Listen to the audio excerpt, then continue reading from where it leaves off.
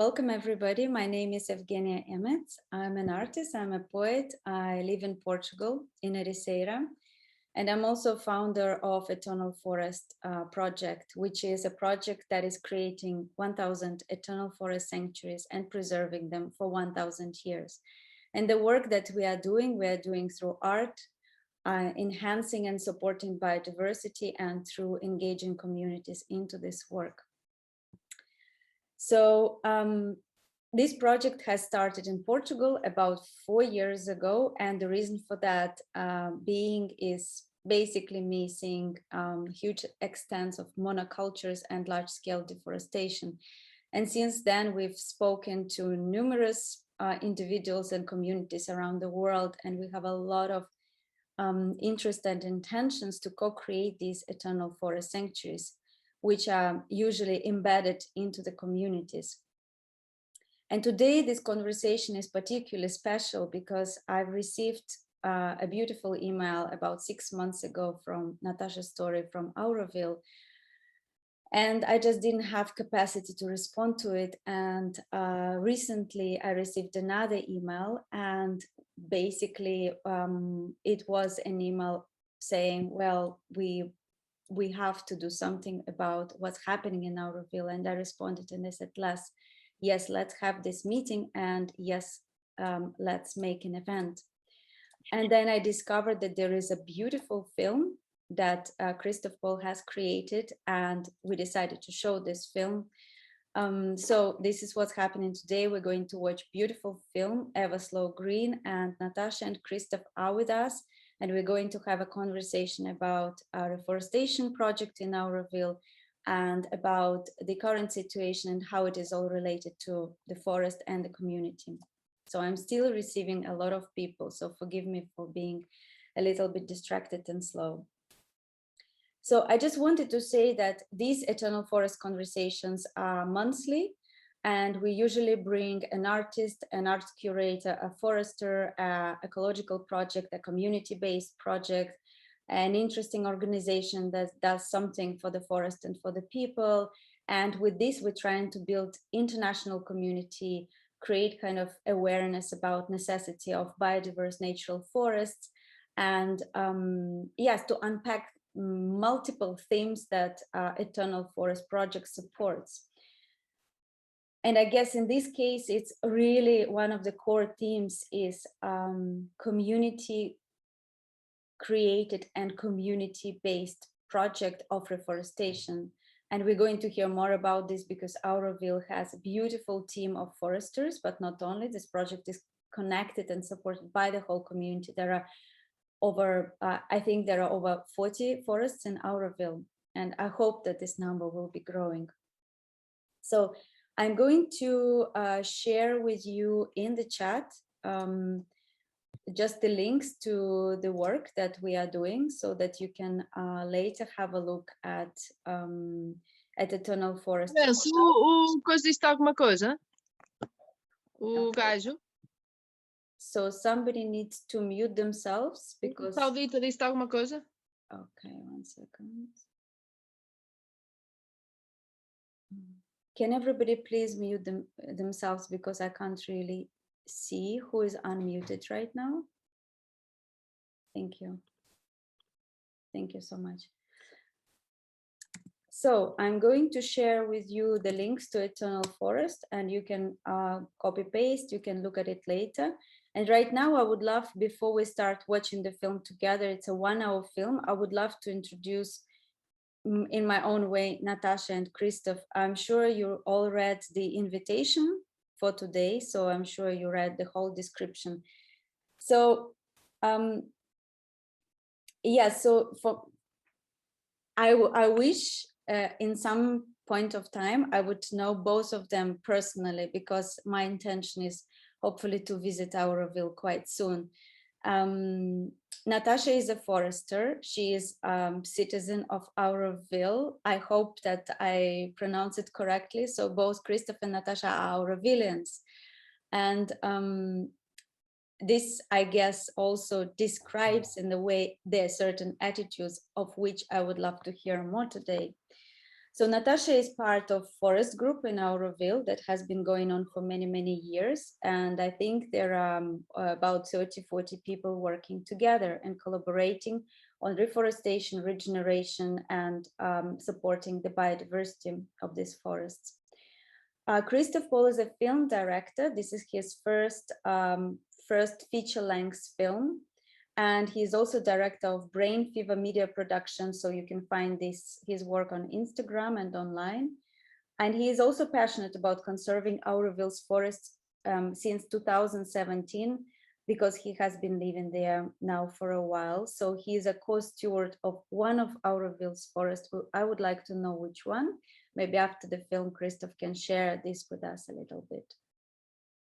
So I'm going to also share with you, for your record, some of the links that will be useful for you going forward. These are the links to the film, to the trailer, but also I invite you to look very carefully at the links that are related to the petition to the Indian government. And that petition is to stop unilateral destruction of forests and buildings in Auroville, which started in December. There is a specific process that needs to happen, and unfortunately it hasn't happened according to this process. Again, we're going to talk a little bit about this today, but just save for your reference the change.org petition, and you can also see the Instagram Auroville for Unity, where they share all the updates in real time and videos from the ground, and we're going to ask questions about the situation today. You cannot compare Auroville to any other forestry project in the world. It's absolutely unique. The main thing we can do for the global climate change and global warming is to replant forests. It is the most efficient thing we can do. This and stopping pollution. Realizing it wasn't an ordinary afforestation project. Together we have more strength, and our dreams can, I think, become more powerful and become true. I guess you could say a divine soup of genetic material, both on the human level as well as on the forest level. Because we are pioneers in the recreation of tropical forests. An opportunity to be part of the solution. The animals came back because it was very quiet and very well protected. None of us really consider this our job. We work full-time at it for probably decades, but we do this because we're so passionate about it.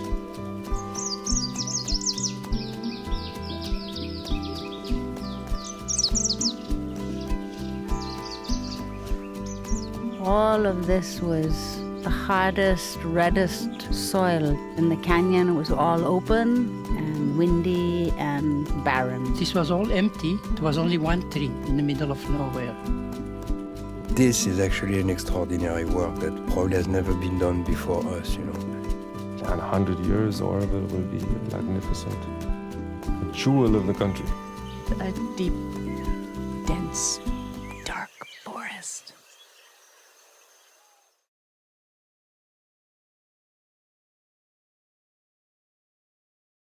Welcome back, everyone. I hope you really enjoyed the film. It's a super, super inspirational, beautiful film. I'm aware that some of you might not have finished it, so you have a link and you can watch it later. It's just 1 hour film.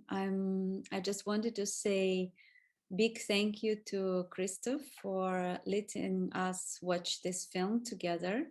I think that seeing it together online, although technically it's a little bit difficult, I think it's really a good experience, because now we still are with the energy of the film, and so we can really feel it, this inspiration, this beauty, this a lot of hard work, of course. So I would like to express my deep, deep gratitude for Christoph and Natasha and many other people from Auroville being together with us today. It's also very, very late in Auroville. So let's go and let's have a conversation about what we have just seen, and let's ask them a few questions. So Christoph and Natasha, I'm inviting you to turn your cameras on and to maybe unmute yourself, and I'm going to add you to the screen. Hello, everybody. Thank you very much for being here. Thanks for inviting me. Thank you, Christoph, and thank you, Natasha, so much. So I know that some people maybe joined later, maybe they haven't seen the whole film, but we give them a chance to watch later. What I would like to do now, maybe I will reserve myself pleasure to ask a couple of questions that are really burning, and then I will let everybody else also prepare their questions. So I would like to invite all the audience to send a question in the chat. Make sure you send to all in the chat, not directly to me, because I receive a lot of direct messages. And then we will go through the questions as much as we can. And if we don't have time to answer all of your wonderful questions, then we will actually try to do it later as a follow-up in the email when we send you the recording of this conversation. So maybe the first question I would like to ask Natasha, and of course we now have the context of what forests in Auroville are. I would love to know more, because maybe this is something that is not so much in the film, about what kind of cultural and spiritual practices are being practiced between the community and the forests in Auroville.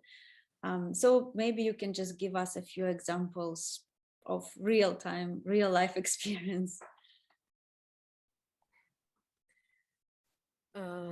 Thank you, really a pleasure to be here, and wonderful to be amongst so many people who are involved in forestry all around the world. It's a really good question, because as you've seen from the video, you know, Auroville is an international township, and so we are a melting pot of many cultures. So what is in the making here is something new. It's very new, and so in a sense, you know, if one had to speak of Indian cultural practices that were associated with the forest, one could go into many different ritualistic things that happen, but in Auroville we don't particularly have that, you know, and it's not like but as you saw from the film, you know, the forest was the first thing that was manifested over here, and from a desert it's come to, so it is our background, and the children of Auroville grow up in this background. So, you know, most children here walk bare feet. As soon as the rains come, they're swimming in the ponds, and they're, you know, going to one of our forests that has a mud pool. The Southern Forest or Hermitage is a common thing. So the culture of growing up in this environment is something that is inherent in every child that grows up here. So in that sense, it almost is the backbone of how the rest of our life proceeds, or how, you know, our lifestyle is kind of based very much in the forest. And of course, you know, Auroville is as we have been told very often in this current time, that Auroville is a city, it's not a forest, but it's a city of the future, and the forest is a very integral part of it. Yeah. Thank you. Thank you so much. Christoph, I have a question for you. So I don't know how much time you spent actually making this film. How long did it take you to film all the people? Roughly the whole process of making the film, roughly 2 years. 2 years, okay. So, and that is because you are based there, so you took kind of a leisure of making the film in a little bit longer time scale rather than kind of condensing it into a couple of months interviews. Yeah. Of course, I have the luxury of being here, so I could stretch it over a longer period. Also, because I had limited funds, I wasn't able to pay my cinematographer properly. So basically, my cinematographer told me when we are going to shoot and not me. So we stretched it over a period of 4.5 months and roughly 4 to 5 shooting days per month. That was the shooting period. Very interesting. I think it also makes the experience of seeing the film very different. I felt personally very immersed into the forest, but also into people's experiences. It's slow and it kind of encourages me to walk with you in this forest, in these different forests. So my question really to you was, I wanted to hear a bit, how do you perceive now the relationship between people and the forest, of course, in the context of Auroville, after you've made this film, after you've spoken to many people, and probably not everything went into the film that you heard and that was captured on the camera. And I guess my interest lies in the dimension of where is the gap, what is it, where is the opportunity of us kind of being more with the forest, integrating more with the forest, where is this, what did you see from the perspective of and from the time of you making that film? Yeah, I mean, I hope that the film invites to seeing the forest differently, like taking on this slow pace, and the next time we spend time in nature, like to take on this slow pace. And yeah, when I showed the film here in Auroville, the most beautiful feedbacks were when people told me they watched the film, and now when they take a walk in the forest, they start to see it differently. So that's really heartwarming, and that's really what I was wishing for to achieve with the film. Thank you so much. So I know that there are already some questions coming through, and I think some of the questions are related to how can we donate to the cause. So what I'm going to do, I'm going to insert the link in the chat again for those who came later, and maybe I'll pass on to Natasha to just in a super essential way to explain to us what is the current situation in Auroville right now, how has it developed over the last months, but also what is the larger kind of perspective on that from the side of the community, and of course kind of the perspective that we could also think from taking into account the biodiversity that has been kind of invited back into Auroville since the forests have been recreated. So I give you time to explain that, and meanwhile I'll look for the next questions from the audience. Yeah, so that's we are actually, very much in the midst of a crisis. If any of you have seen some of the links, so when the movie was shot a couple of years ago, there was a road, a highway that was supposed to come through, which was an external road. And this posed a threat, and we got together and we opposed it. And we were lucky that we were able to divert it, and it didn't come through our forests. And now, ironically, we have the threat of a multiple of roads, a whole network of roads that we want to make within Auroville itself. And it really seems ironic because, Auroville is actually a microcosm of the world. It is no utopia. And in Auroville, we have people of all different scales and come from different places and have different dreams, and so there is a section of the society who also aspires to a certain developmental model, which is rampant in the world today. And it is not the prevailing developmental model, but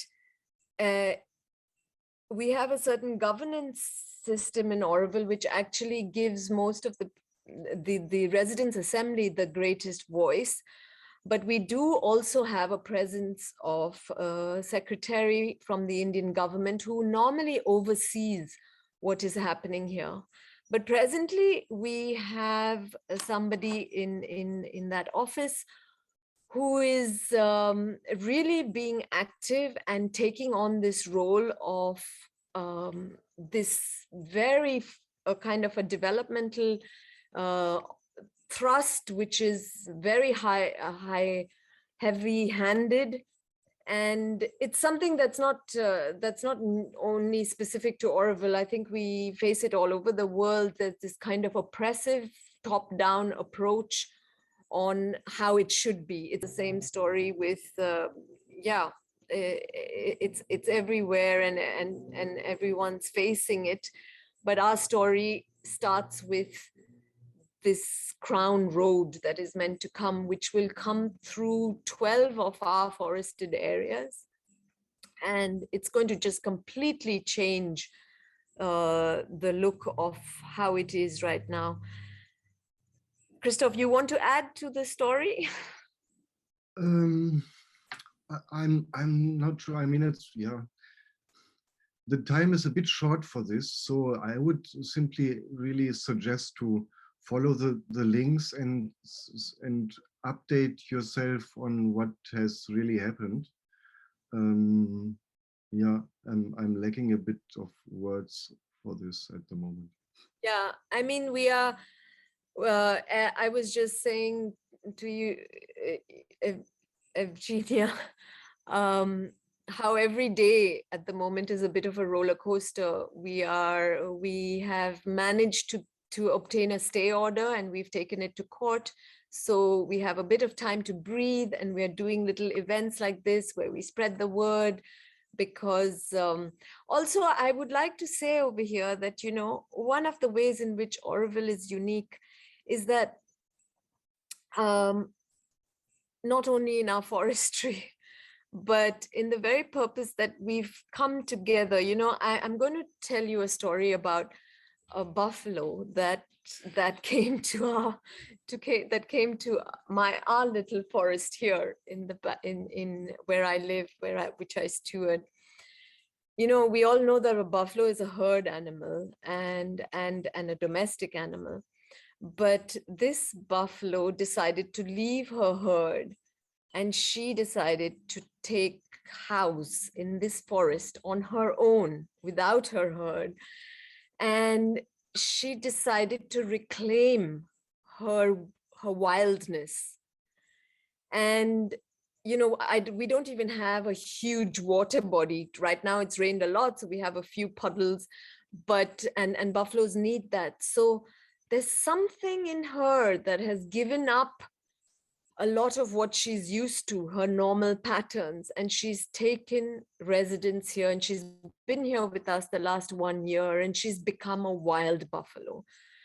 And I think I look at us Aurovillians a bit like that, you know, we've given up the so-called world, and we've decided to come here and to kind of go through a certain inner work, but through our external work. And we do different things. Some of us are foresters, but there are many of us who do all sorts of different jobs in Auroville.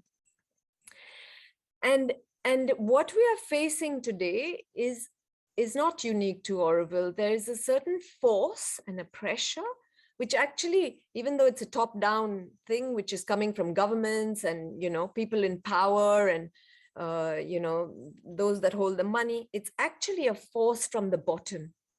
It's this force that is pushing us from the bottom. And simultaneously, what really came alive for me in this whole time of protest was really the forest spoke to me in the sense of when I was watching those JCBs digging out the trees and watching those large big trees fall, there was a certain grace with which these trees fell. you know, of course, the trees, how can I say this? And it had such an impact on us watching this destruction that there was a very solid voice that has somehow brought a lot of Aurovillians together. It's been a huge wake-up call. So there's this force from bottom that has caused a lot of divide on one level, and there's this other force which I believe has come from our forests from above, which has actually united the community. And somewhere I believe there's a meeting of these two forces that will, in one way or the other, contribute to this whole concept of not just human unity, but it's the unity of all species, you know, and it's really been told to us by the forests. And it's amazing how watching that destruction has woken all of us up. And suddenly this community is like, it's an amazing attempt. Everyone is together, bringing all the documents together to put a court case together to support each other. And everyone is working 24/7 and we're fighting this battle, and it's an incredible effort. And I'm sorry, I don't know how to say it in a short way, and I've spoken a lot, but it's so alive at the moment, and it's so strong, and it's amazing that this comes through the forests. And you know, when we speak of eternal forests, there's something in that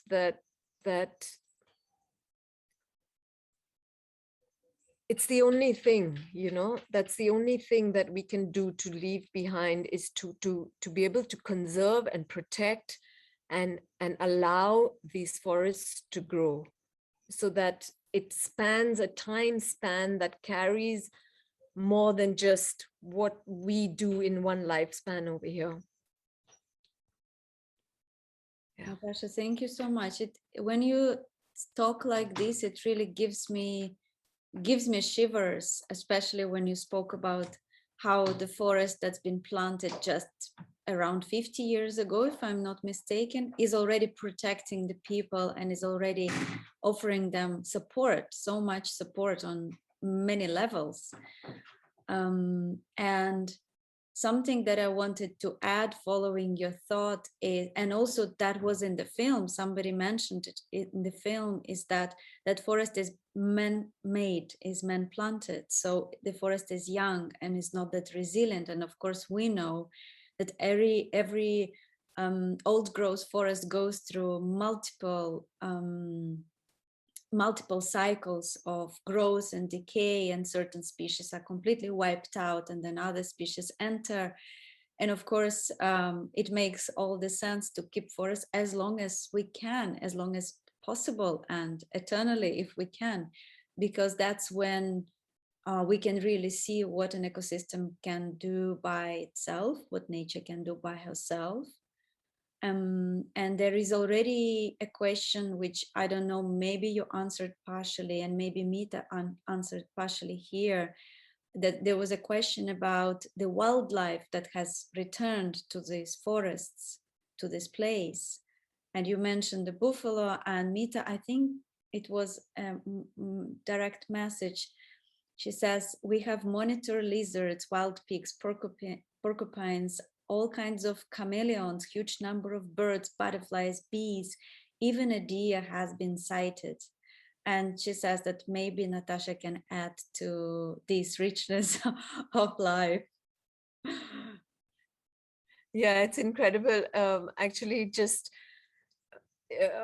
a couple of years ago, we didn't have so many pigs, and now we cannot walk in the night in the forest because you're bound to.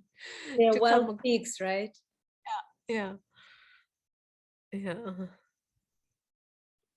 And then of course, the insects have been mentioned in the film directly, and insects, we know they are the key to all the pollination, and yeah, the key link. So there is a question from Linda. What exists to raise money to help Auroville grow? I guess, grow or evolve. So if there is, and then I know that Mita messaged me earlier saying that there will be a campaign. So maybe you can tell us a little bit more about that, what's being planned and how we can all help concretely spread the word. And what would you like us to do in order to help you, to support you in this time?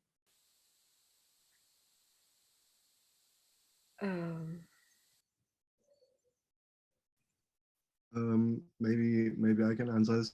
So I think right now it's also in the process that so Auroville has a lot of international centers in different countries of the world.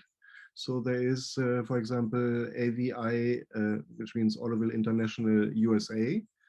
And AVI USA has a donation portal where one can give donations for specific projects. So one can, for example, specify a donation for the forests of Auroville or even for a specific forest within the collection of Auroville forests. So maybe I'll look up the link and I will share it afterwards. Wonderful, fantastic. If there is anybody who has any links with media, we would love the story to get out.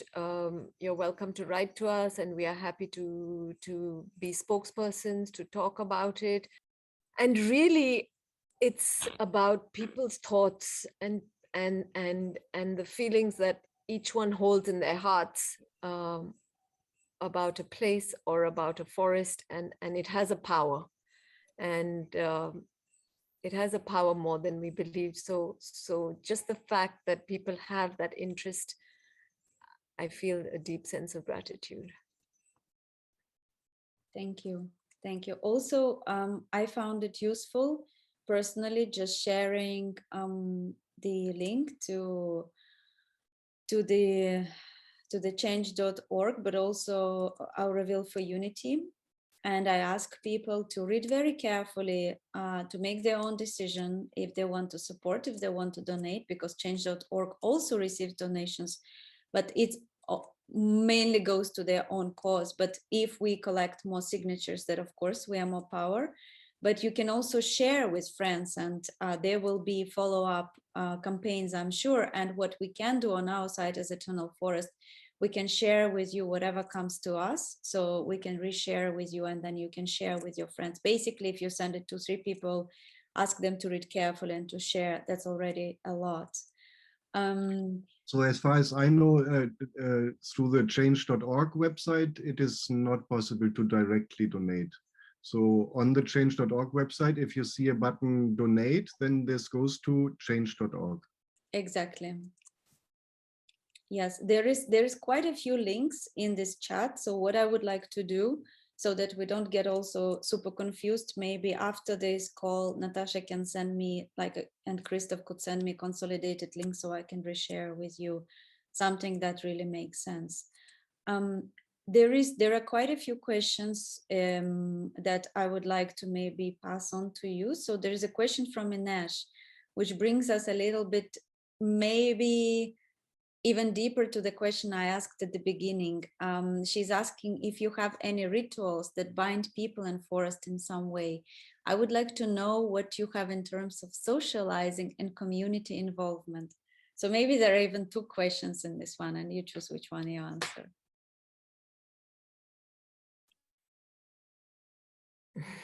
I mean, there's nothing mandatory here. We are a large community of more than 3,000 people. So it allows actually for everybody to find the space and the group and the social engagement one is looking for. So yeah, I would just like to answer that this generally, that everything is possible here, but there's nothing organized for all 3,000 residents to go to the forest or something.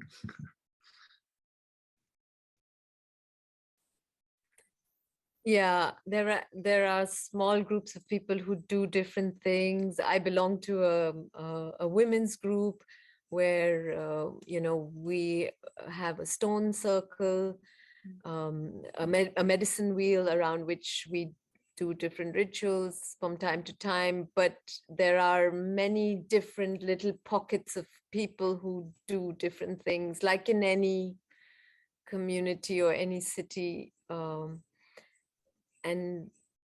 as a large collective, as Christoph says, not really connected to the forests, no. Do you feel this is something that perhaps if changed in a more positive way, like if we could use some or propose some practices or certain elements, like maybe it can be done through art, where people could be connected more to the forest? And then, because what I feel is sometimes when you don't really know what's there, when you don't really know your forest, when you don't go there, when you don't experience it on many different levels, whether you're walking or sitting and meditating or just enjoying, or maybe you're painting there.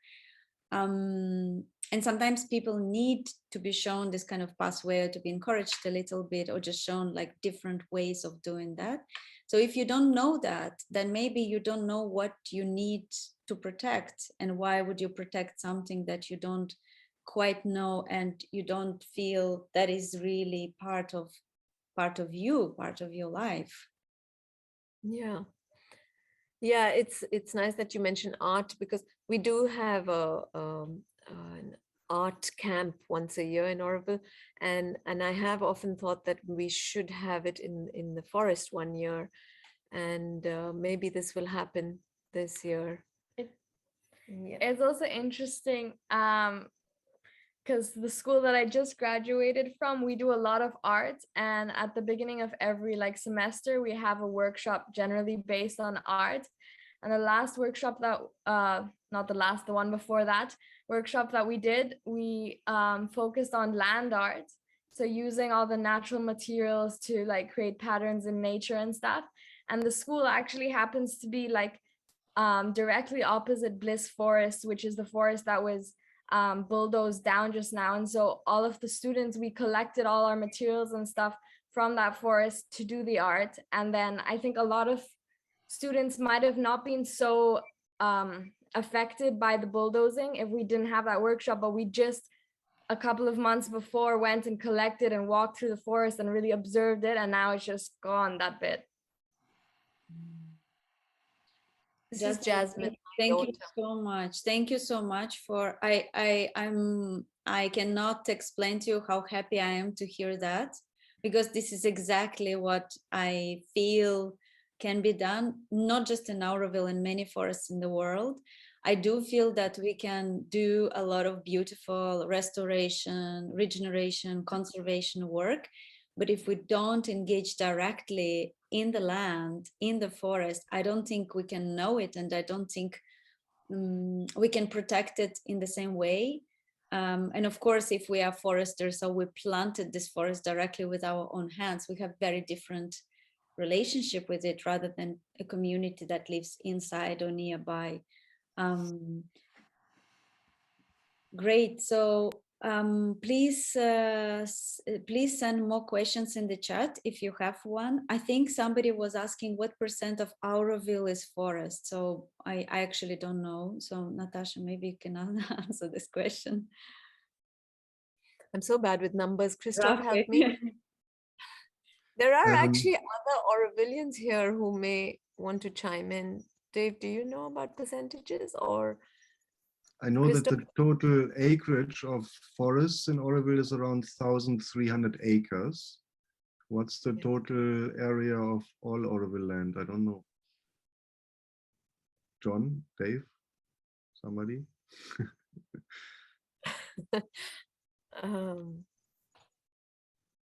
I don't know. Sorry. It's big. It's 40 forests, and they are growing, because the moment the forests are established, right, they also get to grow and they get to expand even naturally.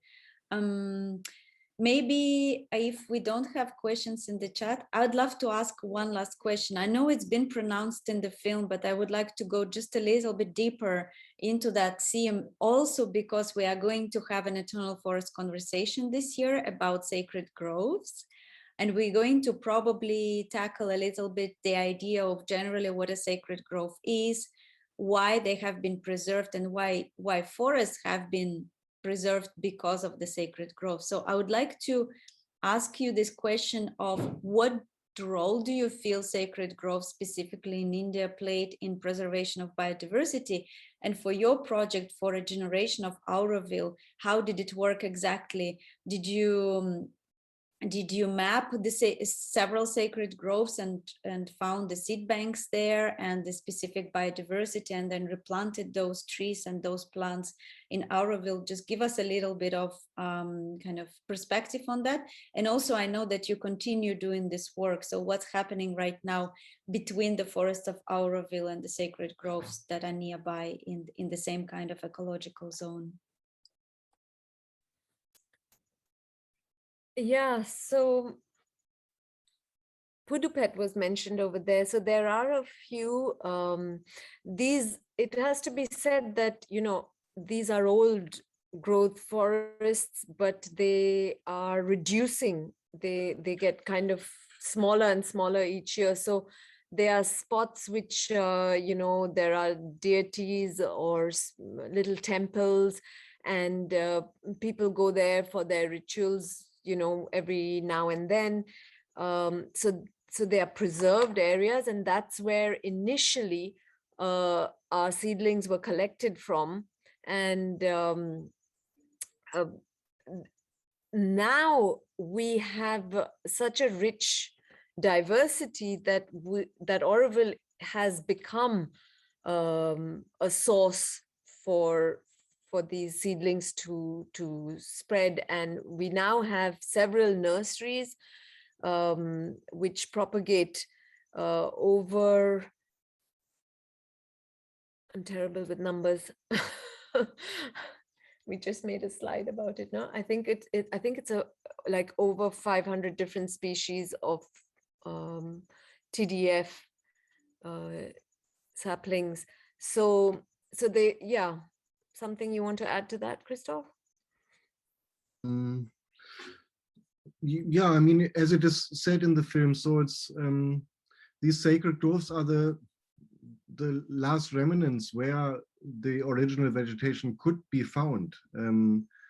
Originally, 200-300 years ago, the whole coastal strip of Tamil Nadu was a dense forest, and nowadays what's left are just these small little pockets around temples. And in each of these sacred groves, you find a different set of species. So from this, they, like a jigsaw puzzle, people just put it together to recreate really the entirety of this local vegetation.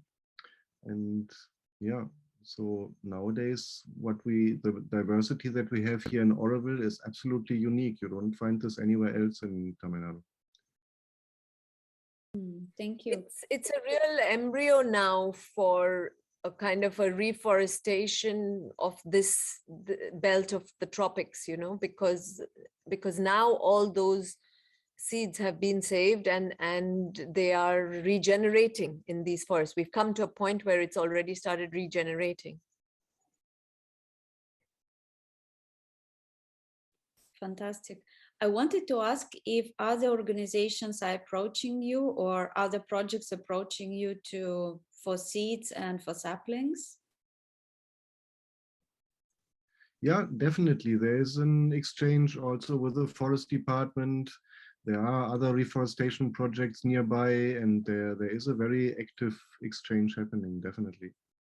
The two main projects in Auroville that have an outreach is Pichandiculam Forest and the Botanical Gardens. Yes, Mita is saying Ramco project with Botanical Garden. Yeah. Great, fantastic, beautiful. Well, I'm imagining the forest of Auroville as being not just the hotspot for biodiversity in that specific ecosystem, but also that place from which forests can really resprout elsewhere where they are missing. So Gennaro is asking a question. He says, I remember Satkana Forest doing a great job of water management by raising the water table using various techniques. Has there been a worsening water crisis in Auroville as it has been elsewhere? Question about water and water management. Yeah, this last year has just been an incredible miracle. We've had very high rainfall, which we don't normally. And most places like in the cities in Chennai and all, it's been flooded. And in Auroville, it's just the forests have just sucked it in. And of course, our water table has risen. And we also have done a lot of bunding work and catchments, and they are completely full. So everyone's enjoying that because we can go swimming in it. But besides that, it's a real recharge of our aquifers, and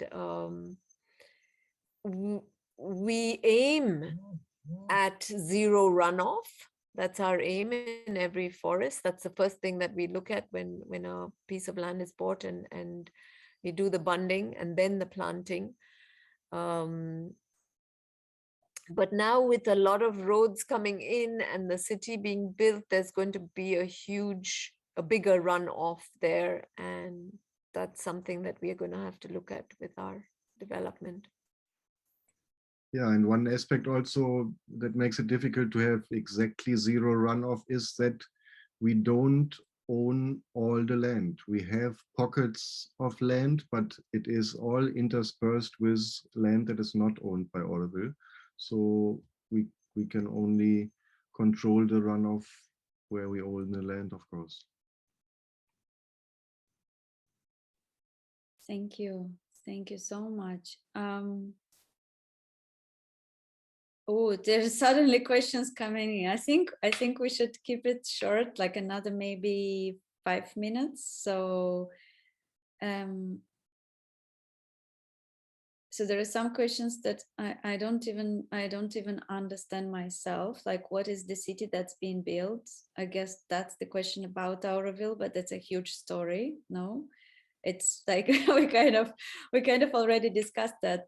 I actually have a question to Jasmine, and then maybe other questions can be also answered in writing. Jasmine, if you don't mind, it's just an imagination exercise. How do you imagine Auroville in 1,000 years? How do you imagine the people and the forest?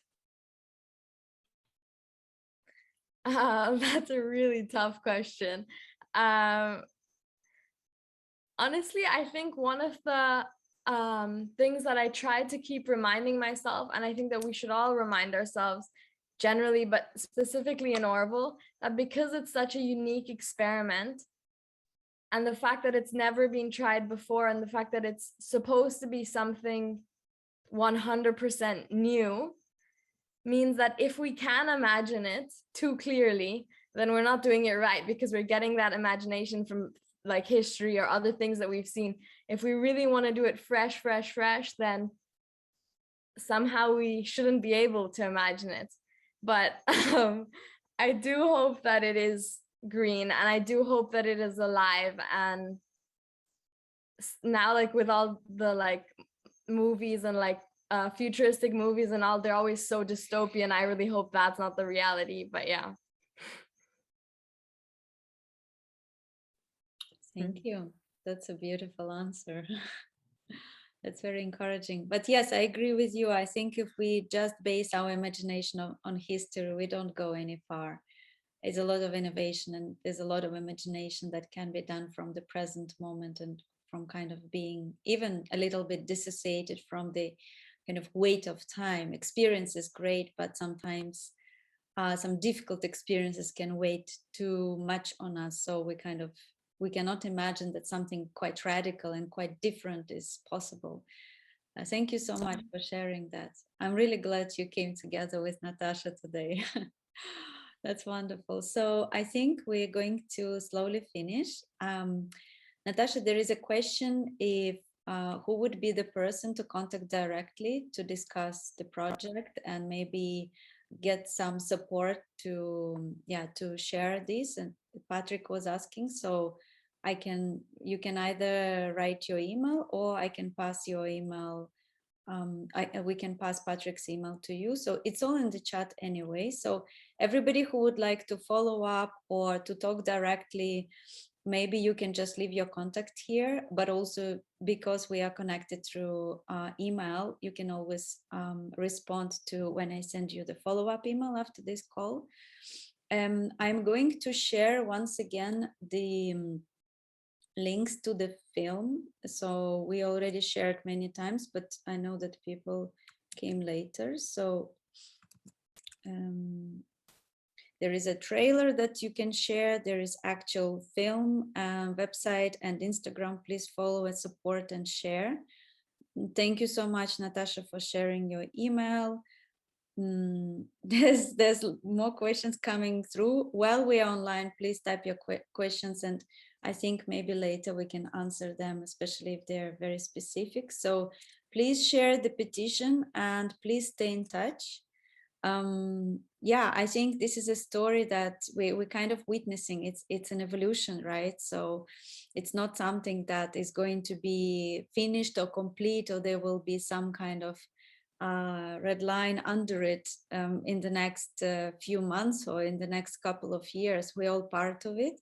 So I hope we can all visit and support and participate in the next planting season for sure, and maybe co-create some art and some beautiful community experiences for those who are ready to offer them. So I'll be definitely interested in doing that, and hopefully can think and imagine an eternal forest somewhere in Auroville as well. Thank you so much, Natasha. All very welcome. You're all very welcome. Yeah.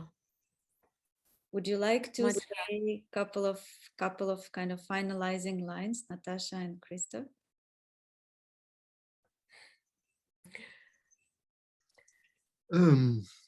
Thank you very much.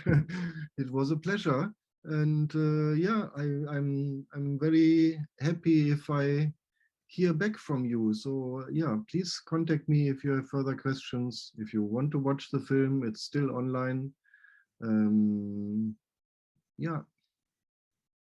Good to know we are all connected. May the forests always be with us.